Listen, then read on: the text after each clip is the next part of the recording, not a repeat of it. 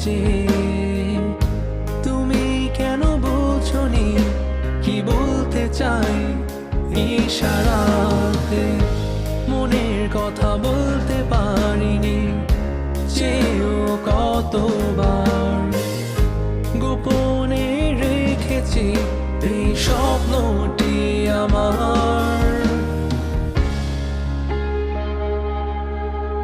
তুমি আমার আলো নিভিয়ে দাও অন্ধকার আমি শুধু তোমাকে চাই আজ খুঁজে